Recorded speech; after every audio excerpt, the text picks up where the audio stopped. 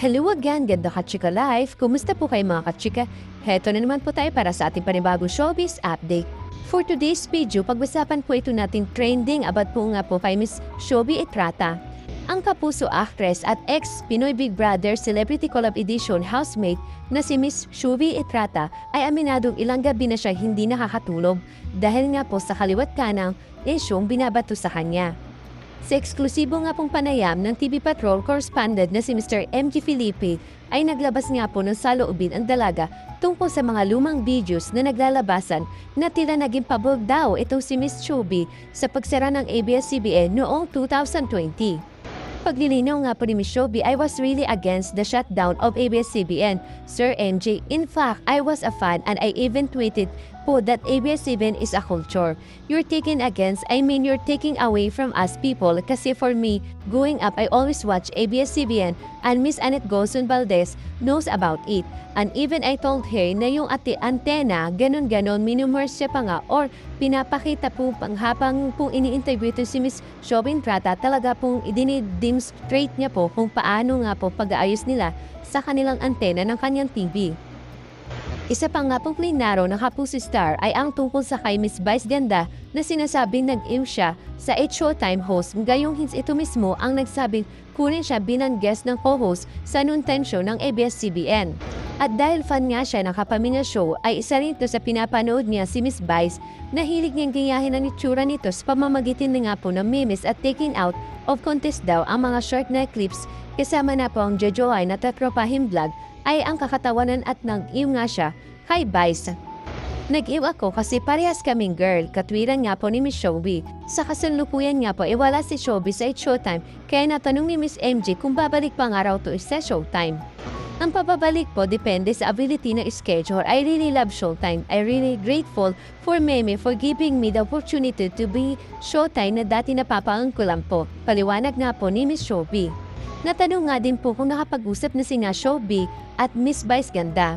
I send a message regarding mga fake mga lumalabas sa social media at gusto ko lang i-clarify kung yung side ko. Mimi, I was always honest my feelings to you. I never lied and I will for you and I'm here to wait naman po. Sagot niya po ni Miss Vice. Pagkakasabi pa nga po niya, tomorrow we will see each other sa shooting nga po ng Call Me Mother. And so maybe we will talk things out. Explika nga po ni Miss Shobi. At nag-deactivate nga po si Miss Shobi sa kanyang ex account for my mental health kasi medyo malala po. Miss ko na rin kasi I always take na contracted criticism but if really a hate. Yun yung parang hindi ko na nagigets eh. Marami nga pong support system si Miss Shobi na nakapagligid sa kanya at kasama na ang kanyang kaduna sa Pinoy Big Brother Celebrity Collab Edition housemate na si Miss Clarice de Guzman at hindi niya siya iniwan sa hinaharap nitong laban ngayon. Base nga po sa nakikita natin ay marami nga pong humaharang sa pagangat ni Miss Shobi at handa raw niya itong harapin. Ang mga ito kailangan niya magpakatatalo. Masakit din kasi kapag sobra silang nagja-judge at hindi ko nasasabi yung saloobin ko. Parang pinagtutunungan ako ng lahat. Nagtataka ako kung ano nga bang maling nagawa ko. May tinakbakan ba akong tao? May ninakaw ba ako? Or may ginawa ba akong kamuhi-kamuhian? I will really say this. I made decision before but I'm really confident to say that right now. You're facing the better Shobi, one who decided and things for the betterment of others. Pahayag nga po ng Kapuso Rising Star. Samantala, maraming netizen nga po or madlang people ang humanga kay Vice Ganda na hindi ito nagaling o na-offend man lang sa pagtawag sa kanya ng sir. Isa nga pong konsensa na laro-laro pick segment na Kapamilya noong time show nitong Martes, imbis nga raw na magtaray ay nakangiti pa siyang nagpaliwanag habang katabi ang contestant at mga co-host niya sina Bong Navarro at Jong Hilario. Sabi nga po ni Miss Vice, actually for one and for all, let's normalize me being called sir para hindi na nagiging katatawanan pag tinatawag akong sir kasi okay lang sa akin na tawagin sir. Inassure nga po ni Miss Vice sa lalaking kalahos na nasabing segment na normal lang daw ang pagtawag nila nito niyang sir. Sa kanya at wala dapat ipagpasensya ang contestant. Pero pahabol nga po ni Miss Vice, pwedeng-pwede rin daw siyang tawagin ma'am. Sa totoo lamang po, napansin na po natin na ilang beses na nga ito sinabi ni Miss Vice. Palagi niyang clarify, no okay nan sa kanya iyon. Pero paragi pa rin kasing natatawa ang mga tao kapag sir ang tinatawag sa kanya. Dahil nga po sa kudang na yun ni Miss Vice sa show, inulan tuloy siya ng mga papuri at positive comments sa social media.